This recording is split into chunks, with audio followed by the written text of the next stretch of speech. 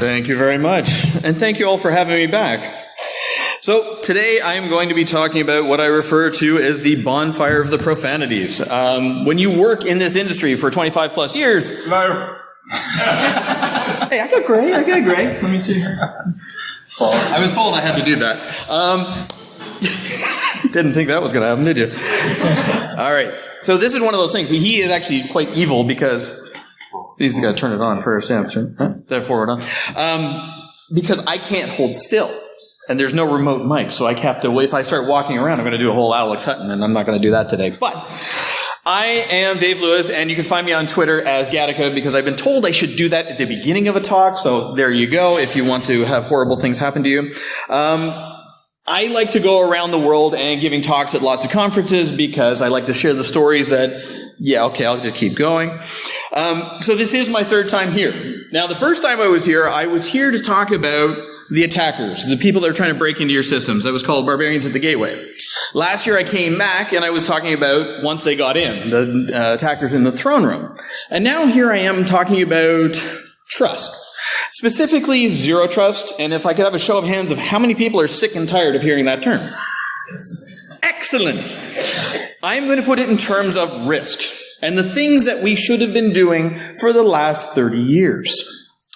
But before I get into that, the reason I talk about the profanities is because in this industry we do tend to swear a lot. And oddly enough, apparently it's rather beneficial and even healthy for you to swear your head off.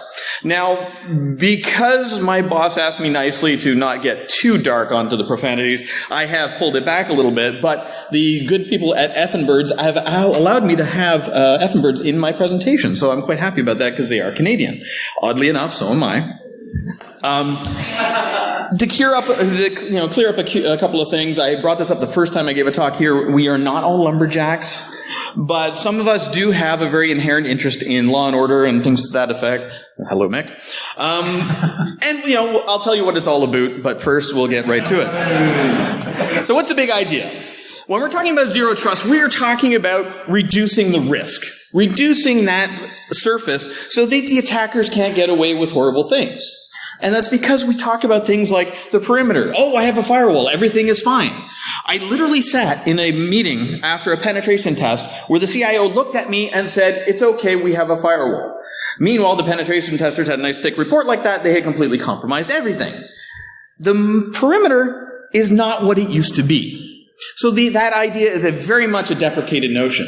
And we have to look at things as anywhere an access decision is being made. Because the attackers are going to do all sorts of horrible things to your network. They're going to get in through all manner of things. When part of my career, I got to do some penetration testing, and I got into systems that I couldn't believe I got into.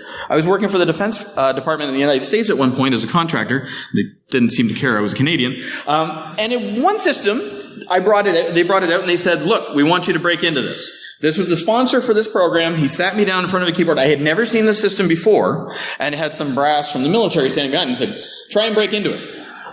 Oddly enough, there is a default username and password that this particular branch of the military uses on all of their systems when they're in test. Well, that worked. I got in, and I said, where would you like me to send your Bradley fighting vehicle, sir? He went, closed the laptop, took it, and walked out, and that was the last I heard of that particular conversation. And the thing is any attack that you see today is pretty much going to look like they're supposed to be there. If you're reading all sorts of reports, they're talking about it's at least 200 days in many cases before you even notice that an attacker is in your network. Reports like Pokemon and things like that. And as you're going through, you have to actually take away what is the rationale here. If your system is attacked, even if they're in there for an hour, think of the damage they can do to your network. So you have to make sure that you're managing the holes in your network. There are all sorts of them coming in. You have VPN, email, remote desktop protocol, which we heard about earlier today, and oddly enough, duo.com, we can fix that. DNS. Oh my God, I managed a split horizon DNS for a company back in 2006-ish. Wow, it is so easy for things to go terribly, terribly wrong. But we also have to consider web traffic. You have all this web traffic going in and out of your network, and you have to look at it. It's like, what are we doing to make sure that we're taking care of that low-hanging fruit? Because the attackers are going to go after that. They don't have to burn a 0 day to get into your network. if you have a default username and password. We heard about earlier when Emma was giving her talk about the administrative credentials on that particular system where it was admin. Oddly enough, it was actually not just one country, it was actually roughly about 26 countries, where that portal was available, where you could get the exact same data that the attackers apparently got through the website. This is the kind of thing that leads me to profanity. Because when you have the attackers are able to get into your systems with very, very simple things that we should have been able to fix, this drives me absolutely to distraction. And I tend to break a lot of walls. Thankfully, I have what I refer to as the Lewis skull, which, my wife's not too happy about that because my kids have it as well. This is exactly how I tend to react. The perimeter is not what we used to think of it as. There's all sorts of assets that we have to take into account. We have SaaS-based applications that we're dealing with. We have VPNs that designed to marshal access into your network, but oddly enough, you can then go out of the network again. And into the cloud, and you can see all of the websites, and oh yes, the attacker can follow you back in again. So these are sort of things where VPN, well-intentioned, is only part of the puzzle. We have to look at this as a layered approach. NAC.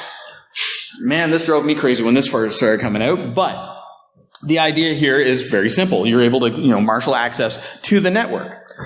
I worked at a bank back in the 90s, where they were doing it by port filtering on the MAC addresses for the entire bank.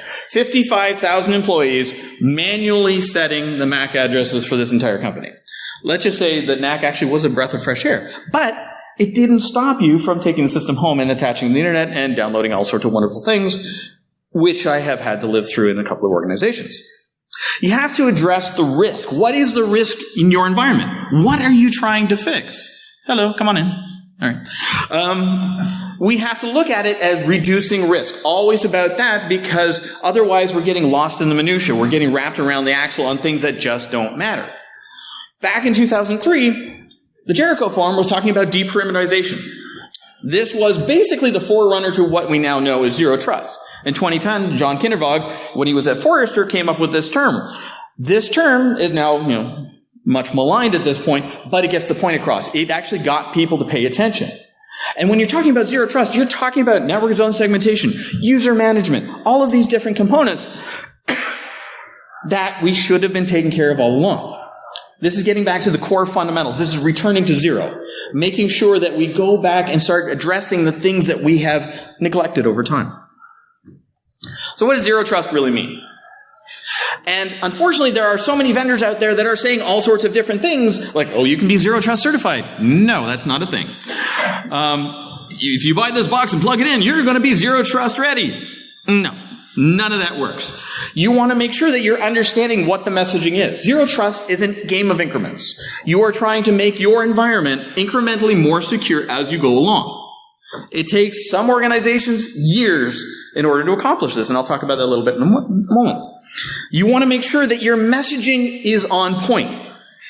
Because when you think you're saying something that makes sense, this is actually a campaign out of South Dakota in the United States a couple days ago.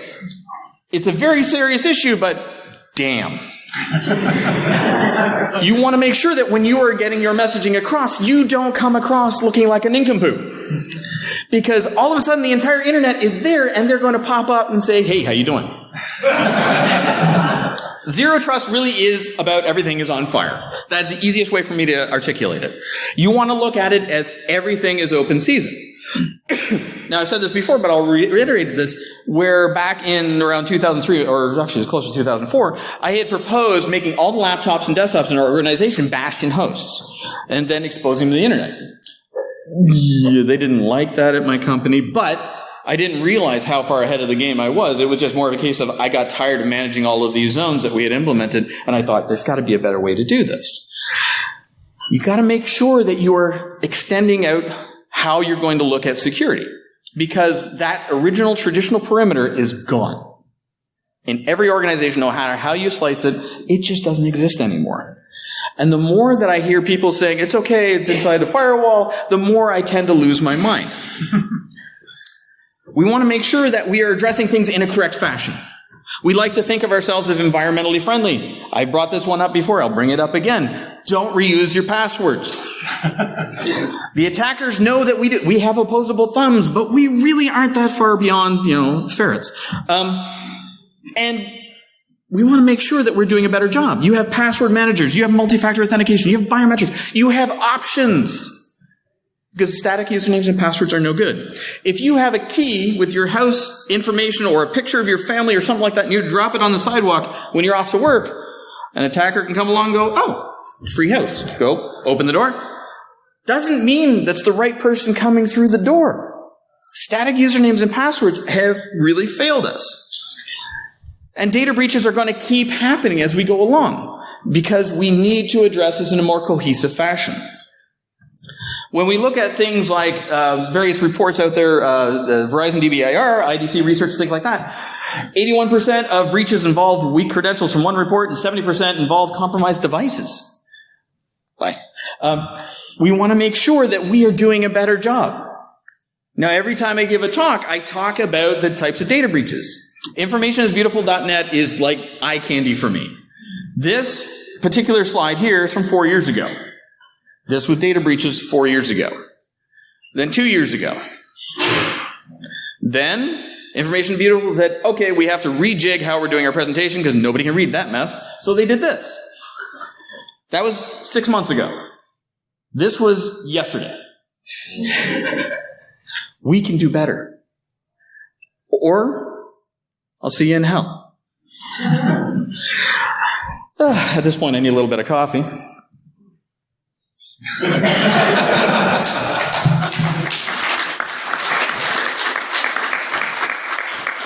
So when I was here last year, one of the things that I brought up was talking about the flaming sword of justice.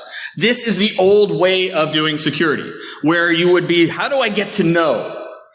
We have a new project? No. We want to open this particular port? Yeah, no.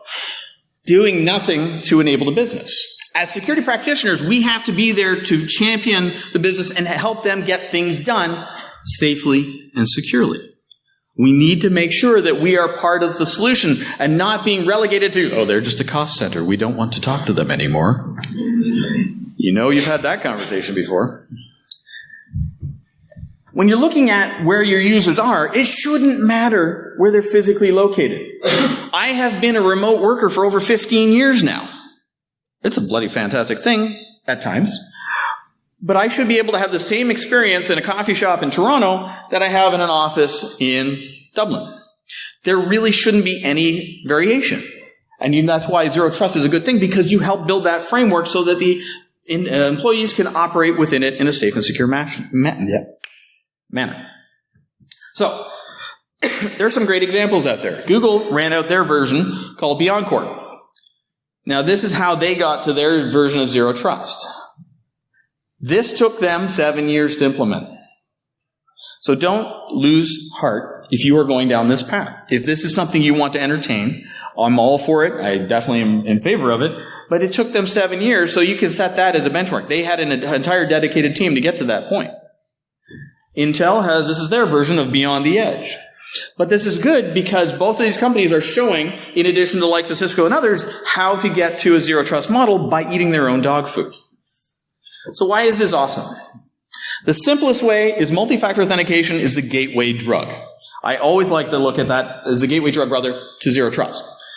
So if an attacker is able to get your device, they have to know your username, your password, or have physical access to it, but then they need the other factor, and they don't have that.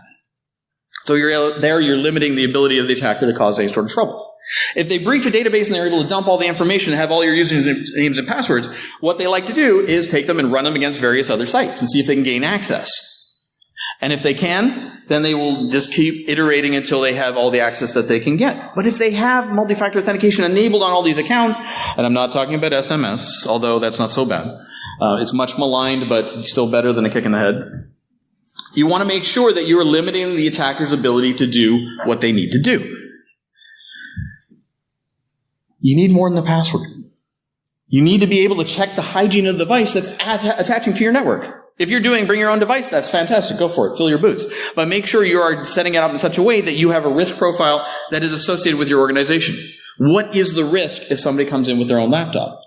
If you're using zero trust as an approach, you're using it going through a gateway, and the gateway says, okay, you have to be this level of patching, this level of security, you have to have a screensaver on, all these sort of things to make sure that you are a certain level to ride that particular ride.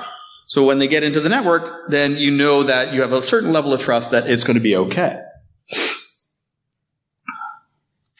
The best thing is you can build your own. You want to make sure that you're focusing on 3 key pieces. We all love our triangles. So users, devices, and applications. I always love talking about this one user database review that we did at a company I was working at.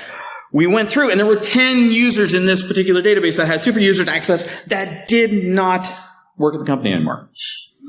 2 of them had been gone for more than 5 years. One of them died 5 years earlier. And that particular person's account was used 2 years ago at that point in time during the review. So we're like, great, we have ghosts that can use QWERTY keyboards. This was a real problem because we had no way to track down who was using that particular information. This same organization also had default usernames and passwords on every laptop and desktop in the organization that was the worst kept secret you had ever seen in your life. I could call the help desk and I say, oh, what's the admin password credentials for the local on this particular device? Oh, here you go. No authentication, no checking who I was, but they thought, oh, well, you called the help desk, so you must be one of us. We got that fixed. When you're looking at getting to a zero trust type of organization, you want to look at establishing the user trust. You want to know who the users are in your organization. You want to know the service accounts. You want to know all these different components. You want to be able to gain visibility into the devices that are attaching to your network. What kind of activity are these devices doing? Are they making random calls out to a server in Shanghai and then moving a database from your network to their network because it's a backup protocol? Yeah, that actually happened in one company I was working at. And they're like, oh, yeah, no, that's been there for 8 years. I'm like, we don't have an office in Shanghai. Oh. That was awkward. You want to ensure the trustworthiness of the device. Is somebody coming in with Windows ME? Are they using Yellow Dog Linux from back in the day? You want to make sure that you're not accidentally introducing problems into your environment. You want to be able to enforce adaptive policies. If you have finance people that are only allowed to access SAP, whatever it happens to be, but they're not supposed to get into GitHub, you want to make sure that that policy doesn't permit them to do that. Because why? Why would you want access like that? I once worked at a financial corporation where I was able to access the mainframe, and I felt bad because I was playing around with it trying to get in. I went and turned myself in, and they said we didn't even notice. This is not good. As you build through these stages, whatever vendor you use, whatever solution you use to get to that zero trust iteration, it doesn't matter the vendors. You want to have it with a purpose. You want to have it as a goal, as something to strive towards. Because you have this as your ecosystem that you have to deal with. Identity access management systems, business apps, endpoint management, detection and response. You want to make sure that you don't have a really nice, shiny detection and response mechanism that nobody's looking at. We've all heard about a particular company in the US where they had spent all the money, they had all the toys, but there were so many alerts they just stopped paying attention. Because bad things are going to continue to happen. This is back in the spring, I believe it was. Yeah, back in May. Bluekey remote desktop exploits were going to keep on coming. And they have been keeping on coming. We've seen just recently there was a discussion about a worm, apparently, that was going around as well. And I'm sure that's not a problem. So back in May, I ran on Showdown, and I said, oh, have a look. Who do we have there? Oh, 2.3 million results. And rounding up 2.4. Okay. So I ran this yesterday. Now 3.8 million devices are running remote desktop, and I'm sure they're all perfectly secure. 3.8 million. Oh, wait, self-signed certificate.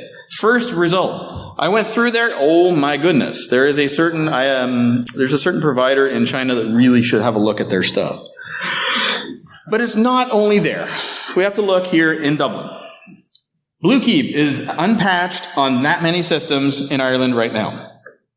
To a lesser extent, we have Eternal Blue is vulnerable on 30 systems in Ireland today. There are challenges that we have to address when we're looking at zero trust.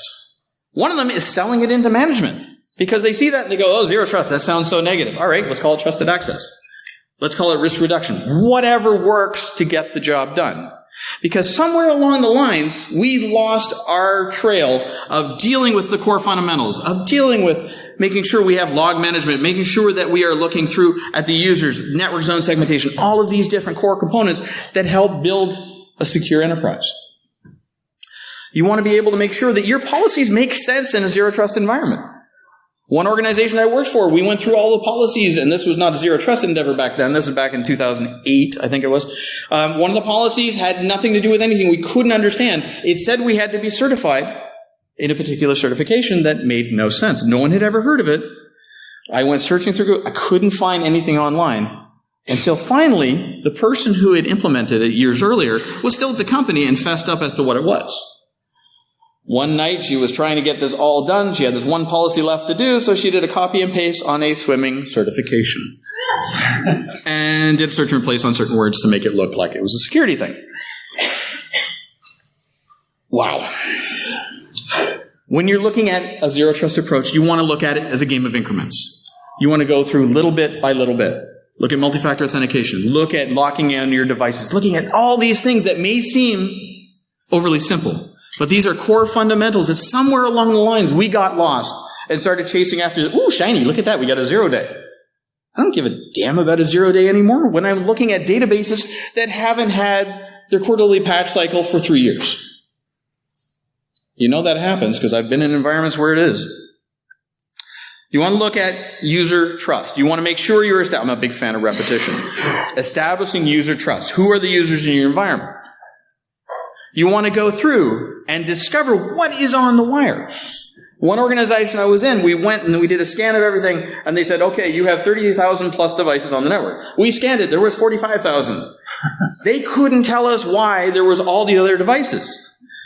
You want to make sure you're going through and see what devices are trusted. What devices are supposed to be on your network?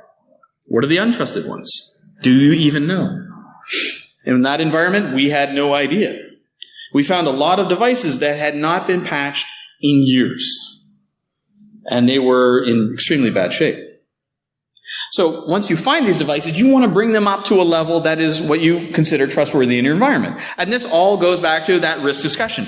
In your environment, what makes the most sense? What are you worried about? Are you making teddy bears or are you making centrifuges? You want to make sure that you're not reusing usernames and passwords. This is going to bite you in the ass every single time. And yes, this causes me to swear profusely. You want to make sure you're enforcing these policies. You want to make sure that you do not have a director of communications who's coming to you saying, I need wide open access and WebSense to attach to everything on the internet because I need to do research. And then 48 hours later, you're having to take the laptop away from him because it's riddled from a porn site with all sorts of malware. I'm like, good job, dude. Yeah, that was a fun conversation. When you're looking at your policies, what is making sense in your environment? Are you doing geo-blocks that you have to make sure I don't want country X accessing my network? If you're doing that, that's fine, but you have to understand that is only a small impedance. I used to do bogon filters on routers for the U.S. Navy, and when we put those in it, not as a serving person, I should say, putting these bogon lists on routers so that various countries couldn't attach to the network, but they would just route through other third countries, so it would just slow them down for a little bit. You want to make sure that you're looking at what are the grace periods. Like if you're having somebody that's logging into the network and that has been on the road for a very long time and you haven't patched your system to current, and you want to make sure you give them a chance to fix it before you're bumped off the network because, yeah, that's never happened to me more than once. You want to look at the applications in your environment and make sure you're marshaling access to them. Do you want some nitwit that's sitting in a Tim Hortons in Toronto, Canada, accessing your email? No. Probably want to make sure they're just from your company so that you have them marshaling through a secure gateway. Because static usernames and passwords are flawed. Back in 1962, there was a high-powered computing system called CTSS. Each student here had 4 hours per week where they could do their experiments. Some of the other students figured out they could actually steal time by guessing by incrementing through the user account IDs. So the professor at the time put on a password control. As near as we can figure out, that was the first time that this was ever implemented. This was a reactionary measure. IBM came out with a system the same year that had passwords, but even they say that this particular system beat them to the punch. This was a reactionary measure in 1962 that we're still dealing with in 2019. It is not secure. It is buying us time. Not a lot. And it shows that things like, there are reports out there, Google's own data went through and they found that using multi-factor authentication reduced the number of hacks. Why? Because if the attacker can't get in, they're going to go, screw this, I'm on to the next site. What can you do? Big fan of repetition. Establish trust in your users. Track the user devices and their trustworthiness. Enforce risk-based security standards. Don't just go, oh my God, I read about it in the news. When they let me write articles, you should be concerned. Enable secure access from your applications one at a time. Don't do everything at once. Because if you go, oh, I'm going to just click it all and go live today, guess what? That never works, especially when you do it on a Friday at 4 p.m. I've lived through that. You all have too. So it has been an absolute honor for me to be back here again. I really do appreciate the opportunity to be here, even though I have to put up with, all sorts of guff from this guy. At this point in the talk, I'd like to invite you all to join my goddamn professional network on LinkedIn. Just search for Gattaca and you'll find me. And at this point, I will say, if you have any questions, please let me know at your discretion. And I'd like to thank IrisCon. I'd like to thank Brian. Thank all. Yes. I locked up my jet lag finally. Thank you. My jet lag. Yeah. So I got 3 minutes if there's any questions, or if you just, I know I'm in between you and pints, so. Yeah, that took care of it. Oh, wait, we have a question. Can you please go to people who are making the electronic medical records system? Yes. To tell them that has make it easier to use. Well, oddly enough, and I'm not going to go vendory on you, we actually, at our company, we are actually talking with a lot of the EHR providers and things like that about doing this, and we do have a lot of healthcare customers that are enabling multi-factor authentication so they don't have to have this problem. But not just that, because we are making the system centralized, so everything must be there, and we are taking like 20, 30 times to get some result, or to put some information, to find a reportage from 2 days ago, I must click like 40 times. So that they make that really simple for using, and because of that you will make also more secure, because you put everything that everyone can have access, and everyone put it, billing, those kinds of things.